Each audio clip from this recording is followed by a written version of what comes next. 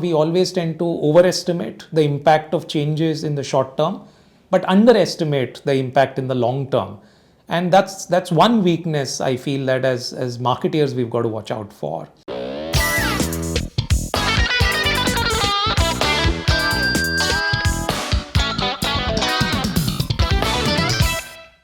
I'm sure when print came into being many decades back, or television came to being in a few decades back, I wonder if the same question was asked, that marketeers have become slaves to television or have become slaves to print. So I really don't know why this question is asked so often. Finally, I don't think marketing as a function or marketeers are slaves to or should be slaves to any medium. Yeah, they they finally have to be guided by where the consumers are going to. Yeah, and if the brand wants to reach out to an audience which is on television, television is where the brand needs to be. If it is print, so be it. But if the consumer for that brand and for the audience that the brand is trying to reach to is moving to digital, I don't think it would be smart for the brand not to look at digital. So yes, it is always difficult to grasp the extent of change that has happened on account of digital, and one would never learn if you don't experiment. So yes, is there more distraction because of the fragmentation? 100%. But is marketing a slave to digital? I don't think so. Look, first of all, it's important to realize that it's very, very natural for marketeers today and the community to feel a bit confused about what will come with Web 3.0. And that's because before we've even begun to realize the impact that Web 2.0 has had, and we've embraced it within our organizations to the extent that we should be, Web 3.0 is at the doorsteps. So it's going to be a period of confusion and a little bit of chaos. That's understandable. But if I look at the strengths of that the Web 3.0 world brings, there are many. And Web 3.0, I'm just going to broaden what Web 3.0 may mean, because Web 3.0 has many components, right? There is a component of virtual immersive experiences, which we loosely call the metaverse.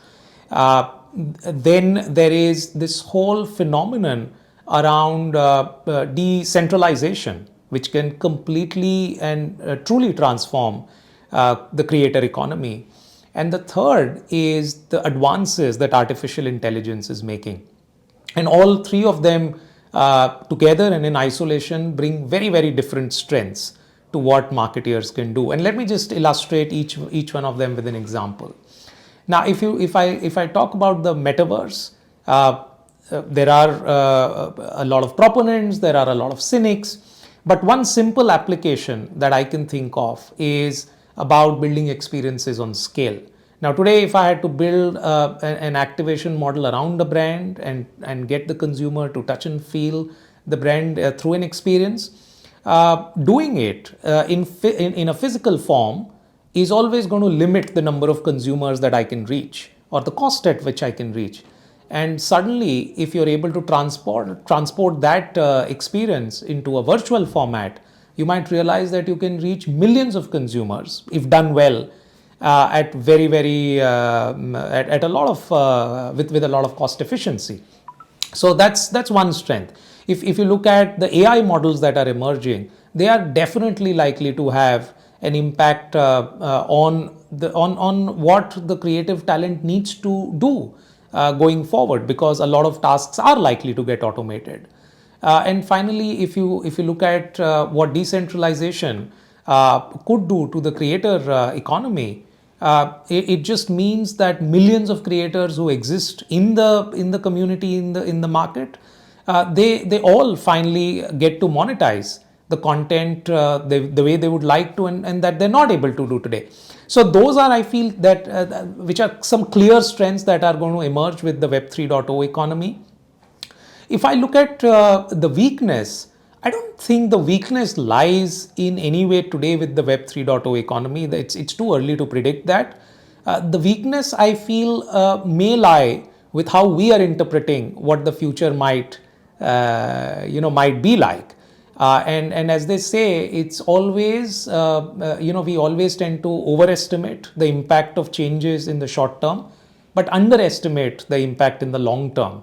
And that's one weakness I feel that as marketeers we've got to watch out for. Opportunities I already called out. I think it'll open up a huge world of opportunities in ways that we can't even imagine right now. Does it pose a threat? I don't think it poses a threat, but it definitely is going to challenge the marketing and the creativity, the marketing community, and the process of creativity. I think marketeers and creators will have to raise the bar a lot higher, because I feel that the more mundane parts of creation will definitely get taken over by the machine.